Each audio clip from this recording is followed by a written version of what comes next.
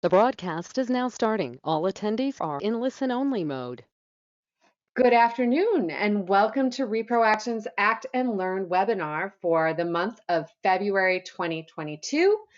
Today's topic is a very exciting one and a relevant one. We will be talking about abortion, agency, and medical self-advocacy. So first, we'll introduce your hosts. The first voice you're hearing is myself. I am Erin Matson. I am co-founder and executive director of Reproaction. I use she, her pronouns, and I'm based in Washington, D.C., and I am Erin to the max on Twitter. And the second voice you're hearing is Tanasia Henson. I am a campaign coordinator here at Reproaction. My pronouns are they and them. I'm based in Greensboro, North Carolina. And if you want to find me on Twitter, you can look me up at DJ Dumpthem. Great, thank you. All right, so let's spin through the agenda and then we'll get started. So first off, we'll introduce Reproaction. Then 10 will talk about why this conversation and why now. And then 10 will also talk us through the impact of current reality and what we can do about it. And then we'll be joined for what should be a scintillating and wonderful panel discussion. Our panelists today are Mick Moran and Dr. Bianca Hall. Then we'll cover next steps and do Q&A. So a few housekeeping items. If you are the type of person who likes to live tweet during a webinar, go ahead. And we ask that you just use hashtag reproaction. And also, if you have any questions at any point during the webinar, whether they're questions for Tanasia or Mick or Dr. Hall, just put those into the questions tab and we'll get to as many as possible at the end. You don't have to wait until the end. You can put them in right as you're thinking of the question. So a bit about Reproaction. Our organization leads bold action to increase access to abortion and advance reproductive justice. We're proud of our left flank analysis. We're known for our willingness to hold folks on all sides of our issues accountable, whether they're traditionally considered allies or opposition. And we have a deep commitment to nonviolent direct action as one of the tools in our toolbox. And with that, I will pass it over to 10. Awesome. Thank you so much, Erin. So to start off, why this conversation? In October of last year, we had an incredible conversation on fatness and reproductive health. More specifically, how anti-fat bias in our medical providers deeply limits the quality of care they can provide, often chalking up any symptoms fat people exhibit to their weight, allowing potentially serious medical conditions to go untreated. And it is no surprise that our medical providers can hold bias and intolerance towards much more than the fat a person holds on their body. And the heightened trend in public health disinformation in tandem with medical bias, for some, creates a perfect storm of confusion and fear for people seeking an abortion, COVID treatments, or a simple routine checkup. We are living in a reality where some of our medical providers' political and cultural beliefs thwart any kind of genuine care they may be able to provide. The anti-abortion movement knows this. And while the Supreme Court debates our constitutional rights to abortion care, while thousands are left without access, it is important that we openly share and discuss the best ways we can advocate for ourselves in any medical space with any medical provider. And why are we having this conversation right now? To first start, the so-called abortion pill reversal promotion campaign from the American Association of Pro-Life Obstetricians and Gynecologists. If you don't know what abortion pill reversal is, it is a unproven and unethical theory that the anti-abortion movement likes to claim. They are able to reverse the effects of the first pill taken in the series of pills taken for medication abortions, and it is not safe and it is not proven. And the concept of this rests on the white supremacist and misogynist lie that folks who are not white and are not cis men do not know what is best for themselves. And that is not a stance that providers should be having about the patients they're seeing. And I want to make it clear that if someone is feeling feelings after taking the first pill of abortion, of a medication abortion, and want to speak with somebody on what they can do, it is much safer to call a doctor or a provider that you work with than to reach out to the APR network.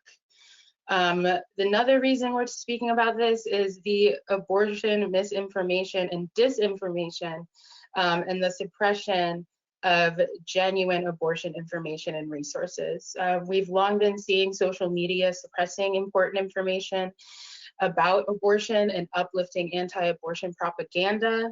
And a bit of exciting news is that House Judiciary Committee Chairman Gerald Nadler recently wrote a letter to Mark Zuckerberg of Facebook, now Meta, highlighting our work and other organizations' work that Facebook has suppressed and has now begun to also suppress hashtags used to speak about abortions used with pills, specifically mifepristone and misoprostol. And it is exciting to see that folks are recognizing that this is going on, but it is important to note that there is a lot of information surrounding abortion that is not true and not helpful. Another thing we're seeing is fake clinics getting more funding. Right now in Texas, we're seeing fake clinics getting more and more money, more than they ever have before, while SB 8 continues to limit and endanger the lives of pregnant people. And at the end of 2021, we also saw the North Carolina House and Senate give just under $9 million taxpayer dollars to Human Coalition, which is an anti-abortion fake clinic chain based in Texas, for their anti-abortion fake clinics in North Carolina, as well as programs they plan on implementing. And the last point here is anti-abortion bad actors are promoting anti-vaccination sentiments and even promoting the use of unproven COVID treatments and methods.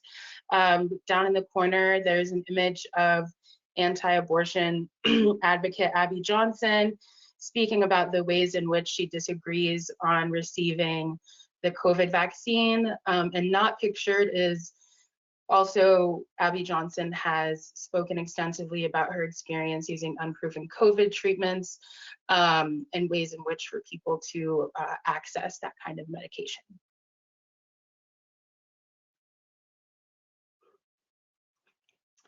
And so moving on to the impacts of our current reality, we have long been seeing the maternal and infant mortality rates in Black, Indigenous, people of color communities, and the misinformation, disinformation, lack of agency, and needing to learn how to advocate for ourselves in medical spaces contributes to that.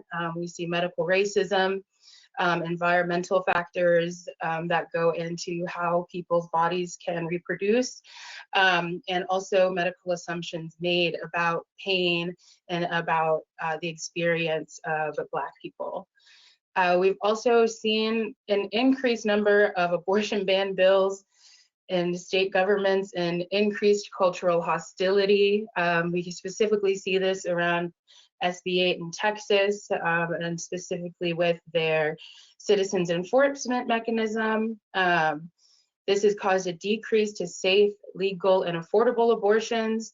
And we've also seen more persecution of pregnant bodies, specifically wanting to lift up Brittany Pula, who was being persecuted for a miscarriage. Then we are seeing an increased number of anti-trans legislation and cultural hostility to trans youth, their families, and the entire transgender community, specifically with disinformation about gender-affirming care, and anti-trans and often also anti-abortion talking heads use trans youth as the political and cultural talking points. We're entering our third year of the COVID-19 pandemic with just over 5 million lives taken by the virus worldwide and approaching 1 million in the US alone. This has also increased the dismissal and harm to people who are disabled in our communities, and increased the divide and tension in which we devalue disabled lives as a society. Another point is individuals, and all of this can create situations in which individuals avoid going to the doctor out of fear of being dismissed, shamed, or ignored by their provider. And we recognize that this is not all of the experiences and intersections that are affected by these issues. And so on to a more lighthearted part about what we can do. If you want to look into providers who advocate for health at every size, you can check out who is a provider for health at every size in your area on their website. There are zines and other grassroots organizations. We're going to have an incredible panelist soon talk about zines. Doulas are also paving beautiful pathways for us to understand practices and tools for medical self-advocacy. And they're also an incredible resource, whether you're seeking an abortion or support through a pregnancy. We can also look at trauma-informed care provisions, which is care that doctors can provide you that involve making sure you are completely informed on what is going on, and they are able to make sure that patients feel that their whole being is taken into account when talking about their medical needs. We can have community support. I love having a plan with my friends when I have a scary doctor's appointment to talk about it beforehand, and to also simply, like, my community knows what's going on and they're able to support me if need be. You can listen to podcasts and webinars, which here we are already doing that. So I'm happy everyone is here. And as always, we can do our own research. I want to uplift the Reproaction state clinic database for you to double check over the places you are going, and you are able to dig around online and find things that can help you be more informed about the medical providers you are going to see. And with that, we're going to jump into our panelist portion of the webinar. I have the pleasure of introducing Mick Moran, who uses they, them, and theirs pronouns. Mick is a fat, queer, and gender queer, disabled zinester and radical full spectrum doula. Mick is the editor of the Doula Project zine, DIY Doula Self-Care Before, During, and After Your Abortion. They recently began work on a full-length graphic novel about disability. Thank you so much for being here, Mick. Oh, thanks for having me. Can you all hear me? Yes, you sound okay, great. Super. Thank you. So my first question for you is, what brought you to the work that you're doing now? So I'm still involved with the Doula Project, which I joined in 2014, and shortly afterwards, I joined the leadership of the Doula Project. We support people who are giving birth, having abortions, and experiencing a loss like stillbirth. And I'm trained in birth, and but my focus has been on the abortion side of things. I also have a background in art and design and grassroots organizing, and I grew up going to punk shows, so I find zines to be a really great way to share information. For people that aren't familiar with them, do you want to go to that first image that I sent you? Zines are a really great way to share information. Zine is short for magazine. They're handmade booklets that often cover topics that aren't featured in mass media. And I worked with about 24 doulas to create DIY doula self-care for before, during, and after your abortion. And that's that first image there on the left. And I also create my own zines that are mostly about self-advocacy, like experiencing fat bias at the doctor or getting help from people as a disabled person. My most recent zine is the one that you see in the middle here, and it's actually, funny enough, a pocket guide to medical self-advocacy. so tips to help yourself at the doctor or hospital. So very relevant to what we're going to be talking about today. And so some of the things that I will talk about are going to be specifically things that might be helpful for those who are seeking an abortion, which is, relevant to my doula work, and some are going to apply for any like doctor's appointment that you might go to. Thank you so much for sharing that. I love the coincidence of how, the universe brings people Yes. to help them work together. So a little bit more about medical self-advocacy and doula self-care. What are practices and tools that you use or you've written about, or other people you've worked for have used that have worked for them? Just tools that folks, yourself or others, have used that have been helpful. Sure. So one thing, there's so many really, but one is to bring a buddy to your appointment. This is a little bit harder, for some abortion appointments. Sometimes they make you leave your person in the waiting room. This is when doulas can be really helpful if there's a doula, available at the clinic. And it's also harder post-COVID. Because a lot of places are telling you that you can't bring a person with you. Things have loosened up around this a lot in the past couple months, that you're more allowed to bring somebody with you again. I also tell people that in my experience, if you are able to bring somebody that holds more privilege than you, if you are a fat person and you can bring a skinny person, if you are a person of color and you can bring a white person, if you are a disabled person and you can bring an abled person, sometimes that can have an impact on your care. If you are not able to bring somebody physically into the room with you, it's okay to ask if you can either like call or FaceTime or video chat your person, and that way you can still have that support in the room with you. This can be helpful, like if you like just having that other person there can be grounding for some people. It can also help you like remember your questions that you want to ask. And like I was saying before, sometimes just having another person there like keeps a provider in check, that if they're a provider that is not necessarily going to be doing the right thing. Some providers are great, some are less great, right? We also created a sheet, let's see here, that is in the doula zine.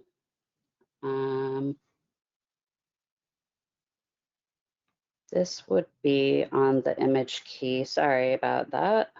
It's all good. The image key number 3. Yes. If we could look at that, this is being your own best advocate. And this one was in the DIY doula zine that you saw earlier.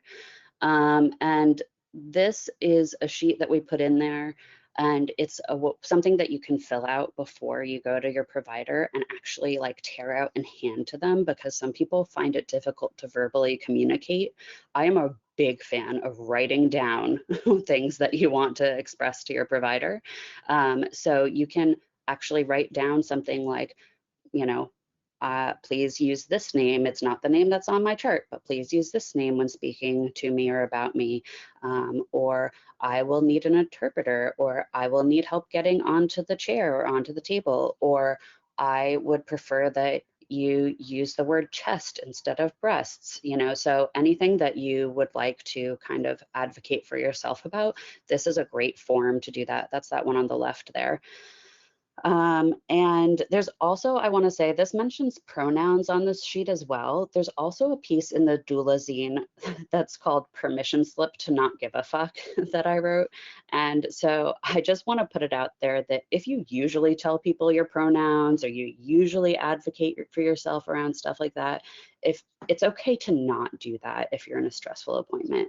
So like for some people, it's really important to them to do that all the time in every situation. But sometimes for me, it's easier to deal with being misgendered than to like deal with coming out and correcting people and all of that every single time. So just want to put that out there, that it's also okay to let that slide if that's what feels good to you.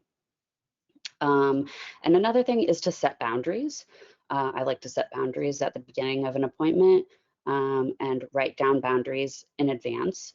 And that can be something like, I don't want to be weighed today, or I am not here to talk about weight loss, or things like that.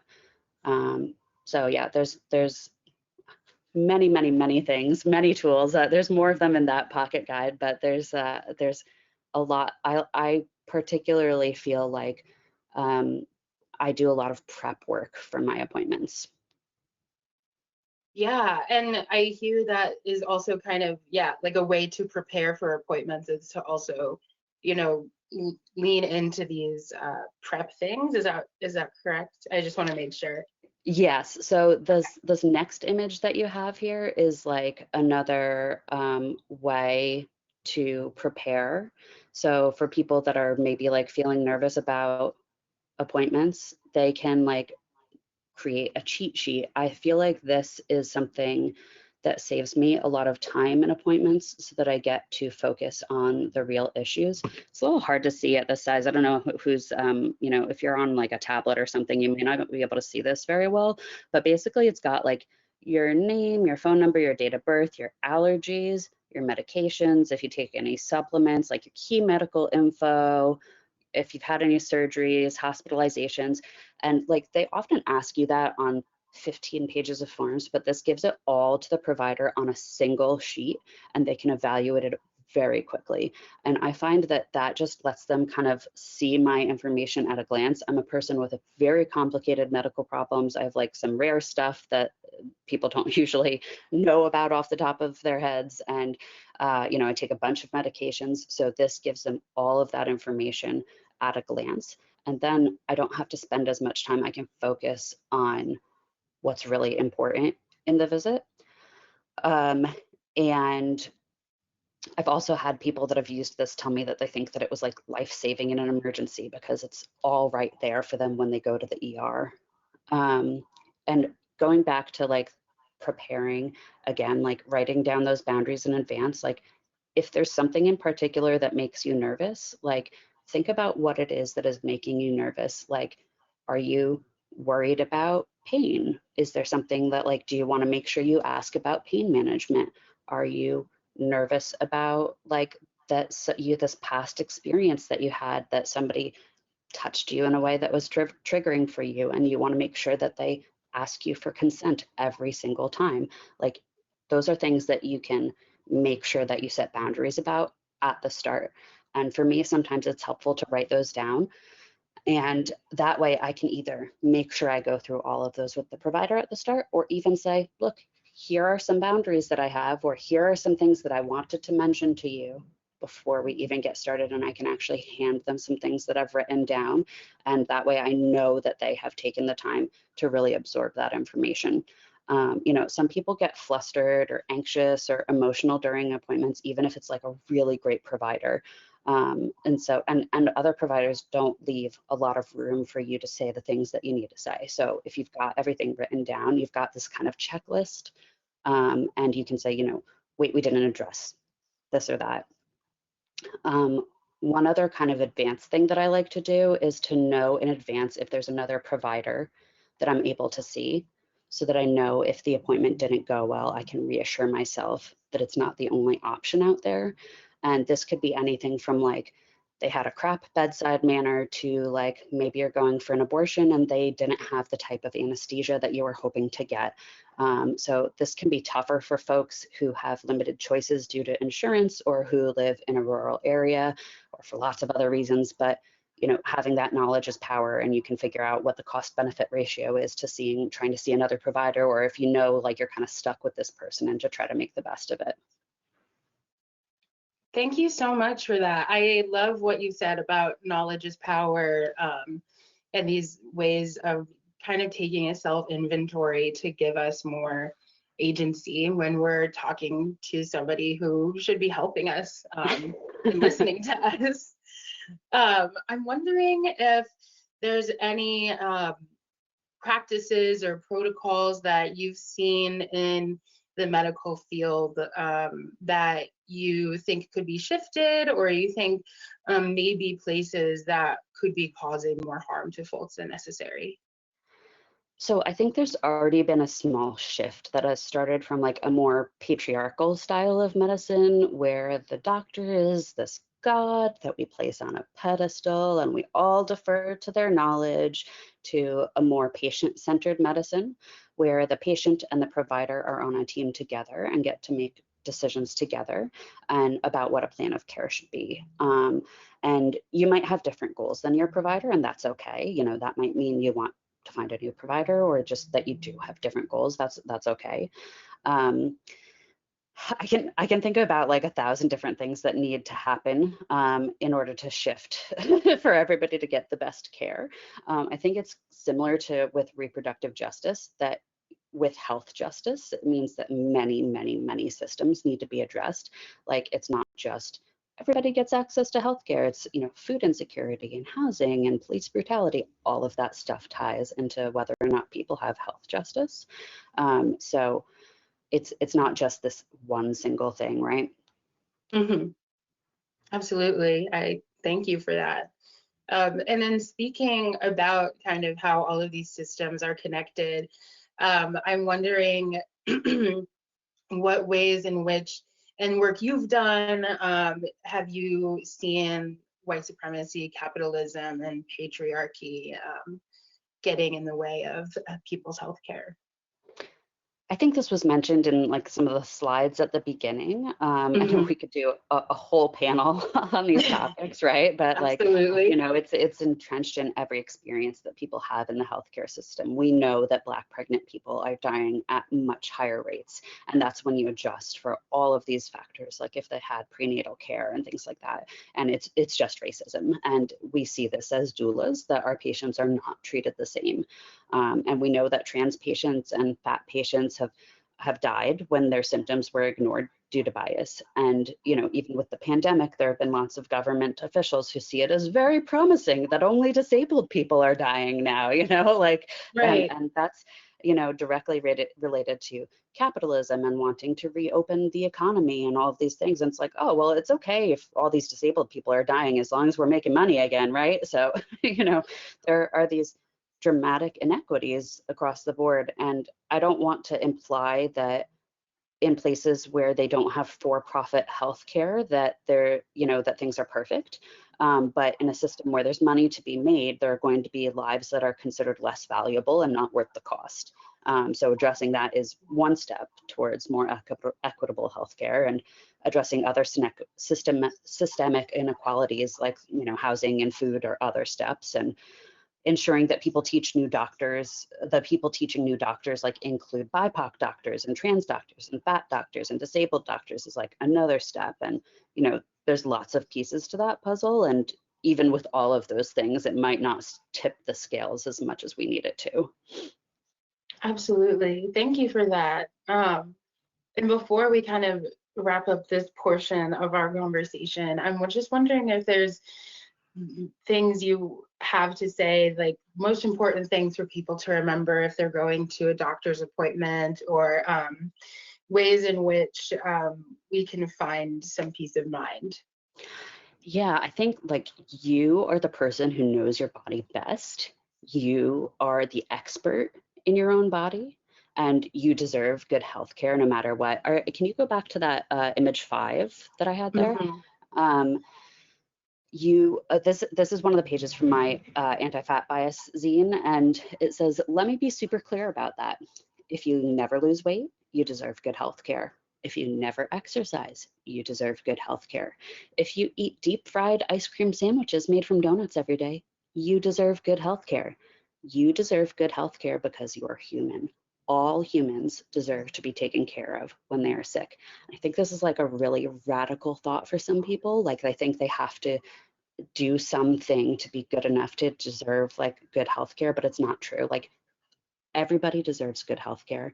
Everybody deserves informed consent. Everybody deserves body autonomy. So like, if you keep those things in mind, like, and evaluate, like, is this person giving me all those things and the respect that I deserve? Like, it can help you figure out like what you need to do to advocate for yourself, like if you need to find a different provider if you're able to, and you know, what kinds of ways you need to advocate for yourself.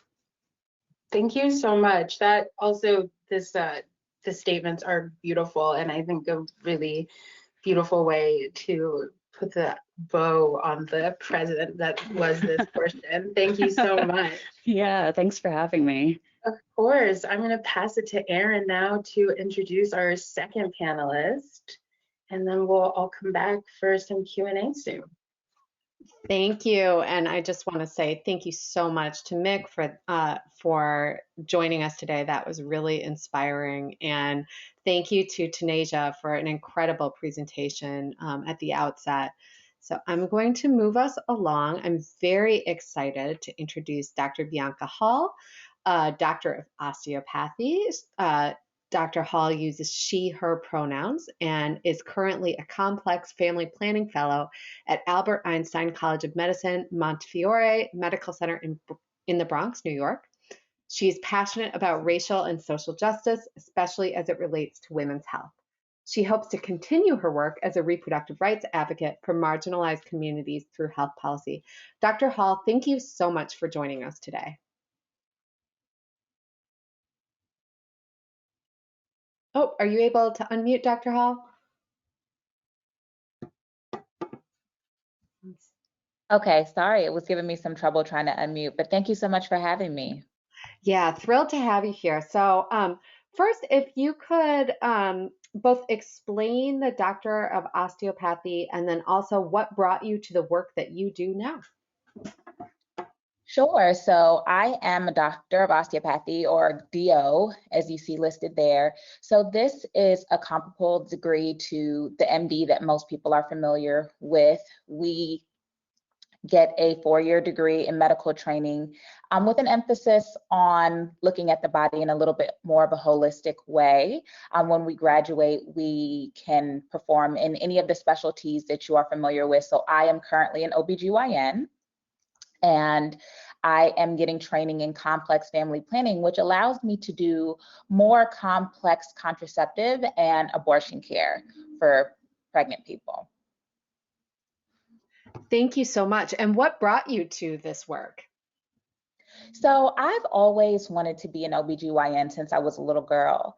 What brought me to complex family planning, or contraception and abortion care, was really looking at the landscape that we're in this country now. As I was going through my residency training, I really became passionate about making sure that people had access to high quality care, and seeing the attack that we are under with allowing pregnant people to have access to quality care all throughout the country made me wanted to pursue this specialized training, especially in the chance that it may be taken away for some providers. So I am passionate about making sure that all people, especially people of color, have access to high quality abortion care. Hear, hear, and thank you so much for your work at this critical juncture for access to abortion care in this country. Salute you and applaud you. So as a provider, are there things patients can do before their OBGYN appointment that will help ensure people get the care they need? And I said OBGYN appointment, feel free to answer it in that way. If you want to answer it more broadly, you're free to as well. Yes, so one of the things I loved about what Mick was sharing during their presentation was the little cheat sheet for coming to the doctor prepared. That was one of the things that one of my close friends and I wrote about when we were in residency for patients about coming to the doctors. I recommended that patients keep like a note section within their phone with all of the information that Mick was talking about, including your medical history, surgical history, medications, allergies. But if you all want to download that cheat sheet and carry it around with you, that will be excellent, because that's the basis for many of the questions that any provider is going to ask you when you see them. And it helps us get a good landscape of who you are and how we may be able to help you. Of course, we're going to ask more specialized questions to the specific reason why you're here for that visit. But oftentimes I meet patients and sometimes they're a little bit hesitant to share, or they're like, oh, I take this yellow pill. And I would love to say that I know what all the yellow pills are, but unfortunately, I don't. So I think having that sheet of just understanding who you are at baseline will do wonders for your visit, coming prepared in that way. In terms of talking about abortion care specifically, I do think it's a good idea for patients to take a look at the options that are available as a provider, I'm always going to make sure that I explain to you every intervention that we can provide and make sure that you understand in an individualized way what works best for you. But sometimes it can be overwhelming in the visit to receive all this information at once. So if you're coming to my office specifically seeking a termination, I do think it's a good idea if you can spend some time looking at the options that are out there in terms of medical versus surgical, just so that you can familiarize yourself, and maybe you can come with some questions that you may have. That's the second thing that I would say that's important too for patients when they're coming into the office for a visit is ask questions. I want to make sure that I'm having a conversation with my patients. I want to make sure that they are leaving that office with as much information as possible, because I may be quote unquote an expert on the medications and I may be an expert on the interventions that I can provide. But as Mick mentioned earlier, you are an expert on you. So as much as I am going to give you information, I want to receive information from you. So make sure that you have questions of the doctors and do not leave until you completely understand everything that was told to you in that visit. There's so many times that I talk to my own family members and friends and they're telling me they saw the doctor and I'm like, okay, what did they say? And they're like, oh, I don't know, B. And I'm like, never leave a doctor's office unless you completely know and understand what was said.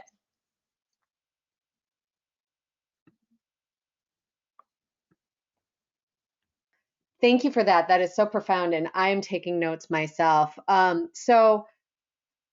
Next question for you. Are there current practices or protocol that you believe need to be shifted in order to provide the best care for patients?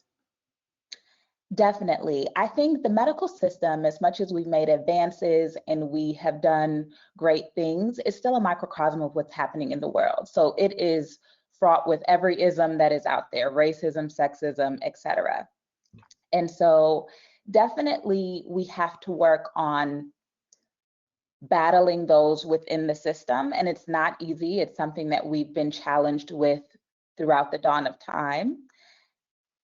I think patient-centered care, as Mick mentioned, is something that we are working towards. And I think that as patients, you have to hold your providers to that as well. There is a big issue with paternalism in medicine, and that is where the physician's recommendations are the firm recommendations. And as a physician, that's something that I struggle with as well. So I'm not saying that to criticize any of my fellow providers. It's something that it's somewhat how we're trained to provide care. But making sure that your voice is heard during your visit is important. Making sure that you're asking questions, making sure that you're letting your doctors know what you feel comfortable with, making sure that your desires are a part of the decision and the treatment plan are important. Your care should not be happening to you. It should be happening for you and it should involve you. And so you have the right to say, I don't feel comfortable with this. Or you have the right to say, this will be my preference. How can this work so that my preferences are met? When we get to that level of care, I think we will definitely see a lot of differences in the outcomes. Thank you. And I just want to underscore the profound statement on your care should not be happening to you. It should be happening for you. And what was the last piece of what you said of that? Do you recall? It should be happening with you. You should be involved in it. Yes, thank you. That is just a breath of fresh air to hear. So what do you think? So we've got our listeners on the line here, and these webinars also take on another exciting afterlife as videos. We have a lot of faithful viewers in that way as well. And our audience, what do you think is the most important thing for them to take away about medical self-advocacy or to understand? No one can tell you how to advocate for yourself. We're giving you tips and tools, but whatever you feel empowered to do is what you're going to do. And so I want patients to understand that this is your world and we're just in it. One of my friends who I went to residency with, she jokes with me all the time because she calls me hippy dippy with medicine. But the reason why she calls me that is because I am so passionate about advocacy for patients. I'm going to be your advocate as a physician, but you are the one who shapes this world. You are the one who shapes this room. And I want you to hear that from a physician, because I know so many times people are afraid to voice their opinions and to say exactly how they feel in their visits. And I know that as a provider, and I know that as a patient, and I know that as a friend. And so what I want patients to know is this is completely and utterly about you, and your care should always be centered in your needs. So if you do not feel comfortable, if you do not understand, do not leave that office, do not leave that hospital room. Everything is centered in you. You have the power. This is your care. This is your care. Thank you. So I'm going to ask you another question that Ten had asked Mick earlier. What ways do you see white supremacy, capitalism, and patriarchy keeping people from getting the healthcare that they deserve?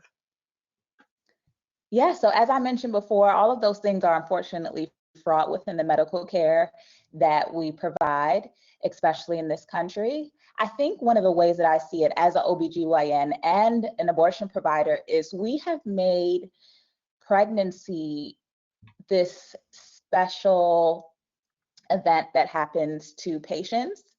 And sometimes that overshadows the patient itself. And I'm not taking away from the nuances of pregnancy, but I think something that we have to understand is that pregnancy means something different for every person.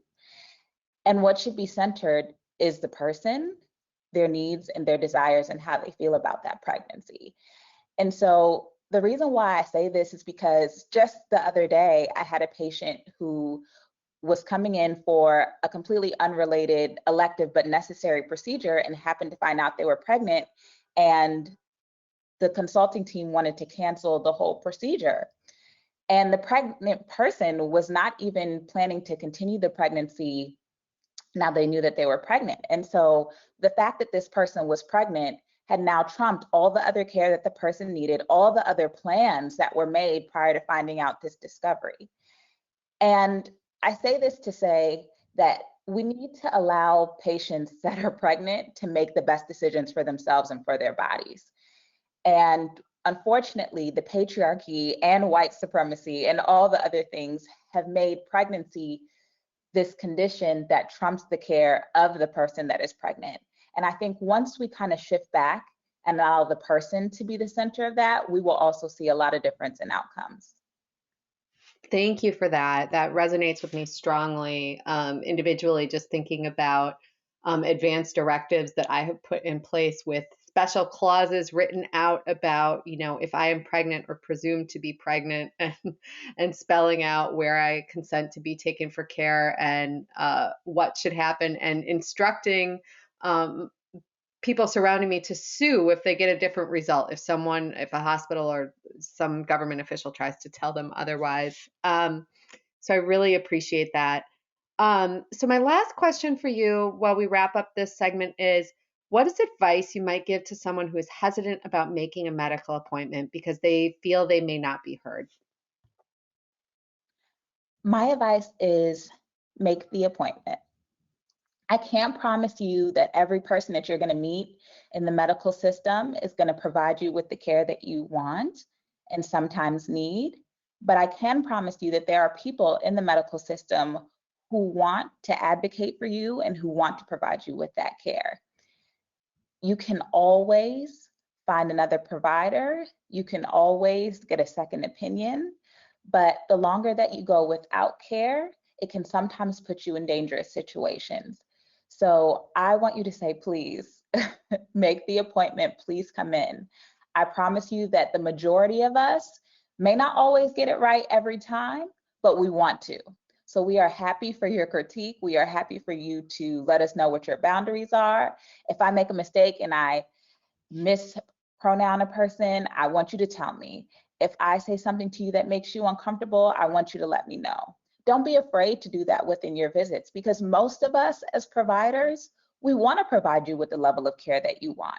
We're humans too. We don't always get it right, but we want to make sure that our patients feel comfortable with us. So please, if you're afraid, make the appointment and you will find the care that you need. It may take a little time, but I promise you, you'll get it. Dr. Hall, thank you so much for sharing your time and expertise. This has been a profound conversation and a really empowering one, and we appreciate you. Thank you. Thank you. All right, so a few things. Please do plug into Reproaction campaigns. So we host these Act and Learn webinars every single month. They are free, they are open to the public, and you will never have fear of missing out if you sign up for our email alerts at reproaction.org, because we'll invite you to every single one, and we want you to come. So please sign up for email alerts where you can also get alerts to take action. Just today, we sent out a resend of our petition to Instagram and Facebook.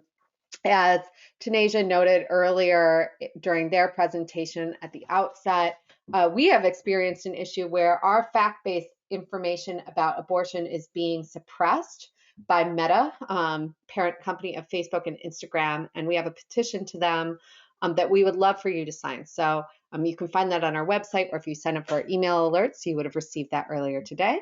And please do follow us on social media. We are Reproaction on Facebook, Instagram, and Twitter. And one other thing, since we're talking about, two other things, since we're talking about medical self-advocacy, Tanasia had referenced our anti-abortion fake clinic database, which is just an amazing resource. It's on our website at reproaction.org, and it contains an independently verified and rigorously researched database of all the anti-abortion fake clinics in the United States. We keep it regularly updated. It also notes locations that claim to offer so-called abortion pill reversal, that unproven and unethical experimental theory that Tanasia had talked through earlier.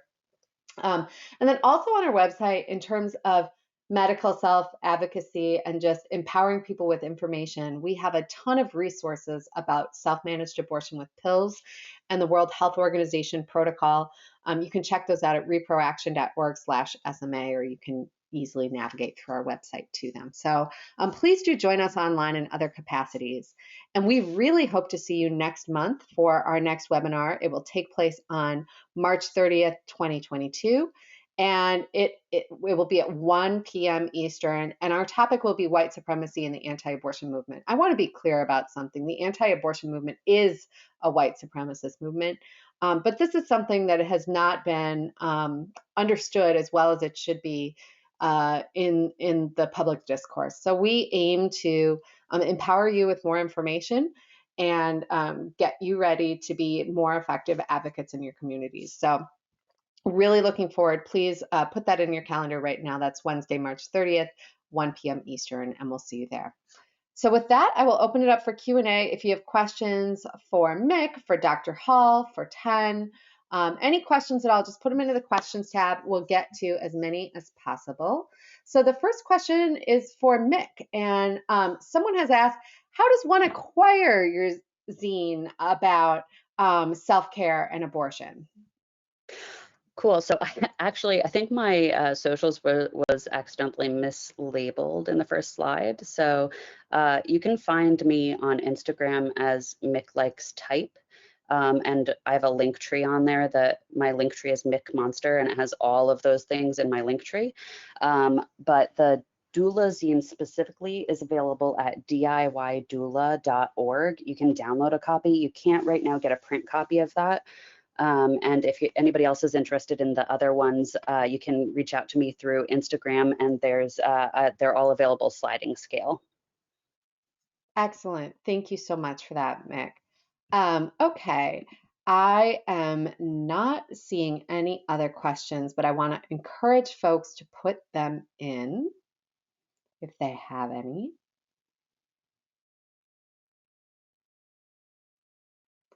So in the absence of seeing questions, I will ask a question, and I'd love to hear from both Dr. Hall and Mick. So I'm thinking of many people have had medical experiences that didn't feel quite right. And what is a good recourse if you do have a doctor who disrespects you? What do you advise a patient do?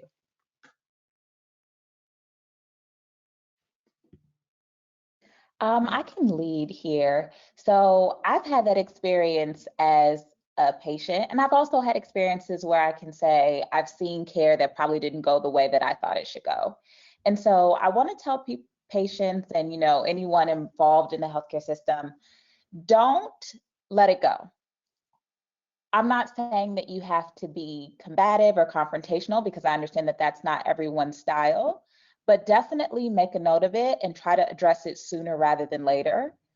Like anything, the longer you wait, the longer time passes, the less sometimes you can recall.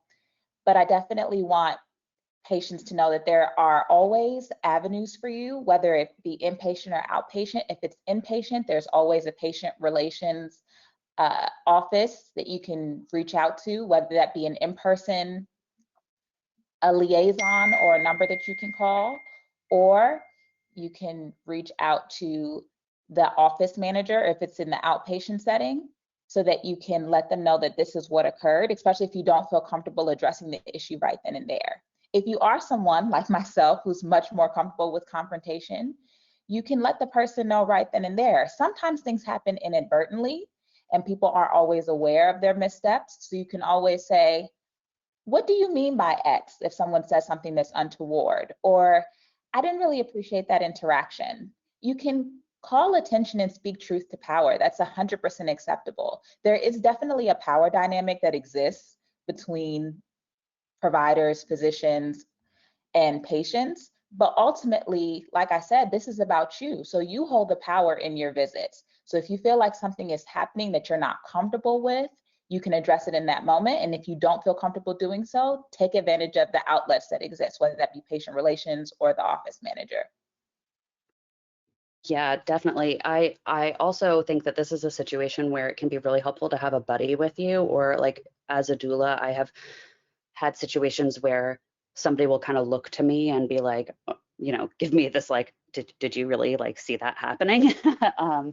And it can be helpful to discuss with your buddy, like, do you want them to say something? Do you want to say something in the moment, and kind of check in before the appointment, especially like, let's say you're a trans person, like, how do you want to handle if somebody misgenders you or calls you the wrong name or something like that?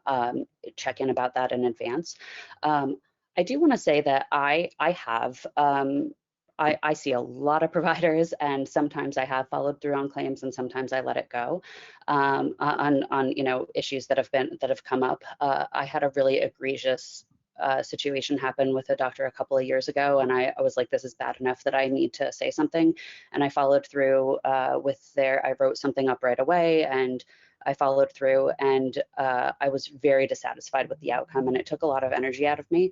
So while I think that it was like almost a year-long process of them getting back to me and being like, oh yeah, we didn't do anything about this. It was basically another situation where I felt like at the end of it, I was basically told, yeah, that you just overreacted, which was kind of in one small part of what had happened with the doctor. They had also, like, there was a HIPAA violation, all kinds of other things that had gone wrong in the appointment as well. But so I do think that there are a lot of avenues if you do want to pursue something, but you don't have to. If that is like, if you're somebody like me that sees a lot of doctors and that's going to take up like your very limited energy, you don't have to do it. And sometimes I will write a letter to a provider and not send it, and just having written that letter is like cathartic for me. And then I don't go back to that provider. There's also lots of like websites now that you can like rate your doctor, things like that. One of the most helpful things for me has been finding, like I said, I have a rare disorder, so finding like a group of other people with that similar disorder in New York City where I live, and connecting with other people that have had good experiences that are knowledgeable about this doctor. So I think as well, there are usually, if you're a trans person, or if you want somebody that's knowledgeable about health at every size, whatever, like if you seek out people that are specialized in those kinds of things, or there's like Facebook groups that you can find people that will recommend you a doctor, you're kind of more likely to start out from a better place than if you pick a random person off of your insurer's website. again, this is going to be very difficult for people that have like very limited insurance, or they live in a really rural place where there's only one provider or whatever. So, you know, different people have different access in that way. Thank you so much for that. So, next question, we've got a couple questions coming in. Thank you so much to everyone. So let's start this one with Dr. Hall. What are some tips for finding a good primary physician? And is it possible to learn if they're a good physician or not before they disappoint or do harm to you? I think that's an excellent question, and I get that question a lot from family and friends. I think there's a lot of things that go into finding a physician. The first thing I say is think about what your priorities are. Do you want someone who looks like you? Do you want someone who shares the same gender as you? Do you want someone that's in network for you? Because for some people, they have to see certain providers within their network for insurance reasons. So I think first, taking some time to take some inventory for yourself and what you think is most important for your care. Or some people say, I want to go to the doctor that has the most experience. I want to go to the doctor that graduated from X school. I mean, whatever is important to you, take some time to do some inventory. And then you can look in different areas for that information. So I love what Mick said about going to different Facebook groups. So for example, if you know that you have a particular condition or concern, you can start there with looking at doctors that are recommended. Or if you're someone who is a little bit more restricted with the type of insurance you have and who you can see, insurances often have a filter that you can put in for specific things that you may be looking for that has providers that are in network. And then I always say, talk to the people around you, talk to the people that you know, because oftentimes they may have experience with certain providers, or they can recommend someone to you that they've seen that they've been comfortable with, and you can go from there. I do agree that if you pick a provider, let's say for whatever reason, you know, you go through your insurance list and you find someone that you think you're comfortable with, and then you have an encounter with them and you're not so comfortable, always feel free to pivot. You are not pigeonholed into that appointment. You do not have to see that provider again. I think sometimes it feels limiting, like you have to continue with someone with your care once you have an encounter with them, but you don't. Especially if you're living in like a metropolitan area where there are lots of different providers. If you're living in an area that's a little bit more limiting, it can be much more challenging, but always feel free to pivot. Thank you so much for that, Dr. Hall. And I'll throw the next question over to Mick. Are there any additional actions that you haven't mentioned already, or that Dr. Hall hasn't, or that Ten hasn't, that you would recommend for providers to ensure they offer inclusive and affirming care? Sorry, can you repeat that? So for providers to make sure that they're offering? Yep, inclusive and affirming care. So I tend to not, like I said, I see a lot of doctors, and so if I, the more that I feel like a doctor is giving me, or a provider is like showing me up front that they are inclusive, the more I am willing to disclose to them. So if they ask me on their forms to what my pronouns are, I will tell them. If they don't, I won't necessarily.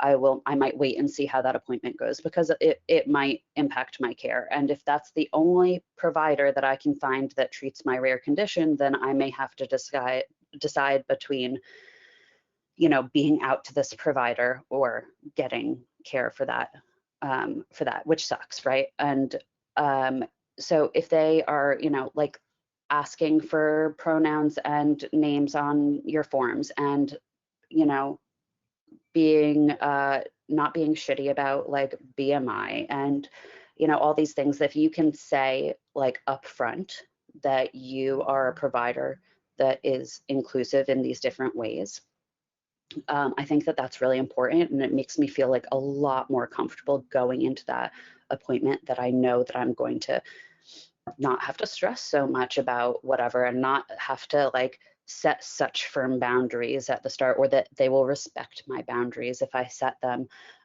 You know, I remember going to a doctor that was, you know, after seeing a doctor that I had a bad experience with, and being like, I'm nervous about this, and she was like, I don't think that's a big deal at all. Like, I don't, you know, I'm not worried about your BMI. And I was like, oh, well, great. Like, she's like, I believe this about BMI. And I was like, whoa, I do too. That's great, you know. But I didn't know that going into the appointment, so it would have been great to have that information at the start. So I think having that stuff. That being said, a lot of hospitals in the New York City area have started to standardize asking for names and pronouns on their forms. So if you are not a provider that is really